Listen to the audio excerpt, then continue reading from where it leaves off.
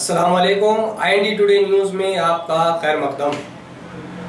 हमारा मुल्क तमाम मज़ाहिब के मानने वालों का एक गुलदस्ता माना जाता है, लेकिन बास शैतान सिफत लोग लोगों को भड़काते हैं। फिर भी अवाम ने ऐसे भड़काओं से दूर रहते हुए एक इंसानियत का मुजाहरा पेश किया है।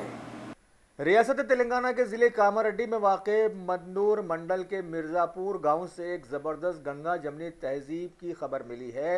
तफसीलात के बावजूद इलाके की वेलफेयर पार्टी के सदर जनाब मोहम्मद बशीर ने काले कपड़ों में मलबूस अय्यप्पा स्वामी के चाहने वाले करीब 70 लोगों की आज दावत रखी, जिसको बखुशी कबूल कर लिया गया।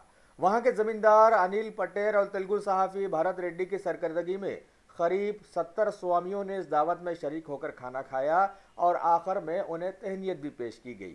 यही नहीं, बाद खाने के सभी स्वामियों ने वहां सरबराही करने वाले तमाम मुस्लिम भाइयों को खाने पर बिठाया और ख़ुद मेज़बानी के फ़राइज़ अंजाम दिए और भारत की तारीख़ी रिवायात को एक बार फिर सभी के सामने ला ही दिया।